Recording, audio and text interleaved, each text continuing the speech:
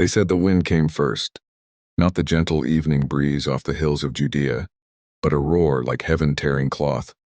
It rushed through Jerusalem and into a borrowed upper room where ordinary people had been waiting, praying, wondering if Jesus' promise was real or just beautiful last words. Then fire, no smoke, no ash, rested on their heads, and fear fled the room like a startled animal. Peter stood up different than before. Not loud, drunk, bold, but steady, lit from the inside. When he spoke, it felt as if the ancient prophets leaned in to listen. Pilgrims from every corner of the empire froze in the streets.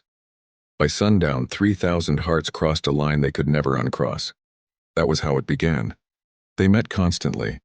At dawn in the temple courts, at dusk in homes that smelled of bread and oil. Someone always had a story. A healed leg, a prayer answered, a psalm sung through tears. Teaching wasn't distant, it was close enough to interrupt. Questions were welcomed, food was shared.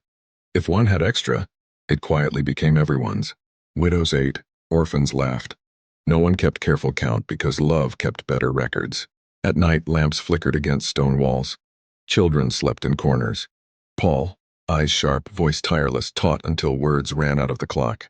When a young man fell to his death, the room gasped, then held its breath again as life returned. All became a familiar guest. They baptized people wherever water would hold a body. Rivers, courtyards, midnight basins. They broke bread remembering a broken body, and somehow found themselves more whole each time. They argued, too, about food, culture, law, but they argued toward unity, not victory. When persecution came, it scattered them like seed. Everywhere they landed, something grew.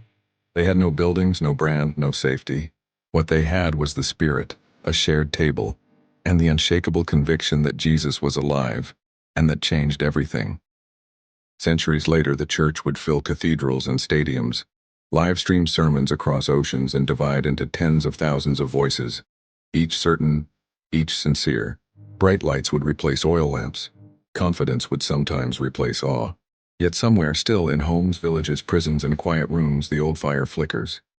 Bread is broken, prayers rise, and when love crosses impossible lines, the wind feels familiar again.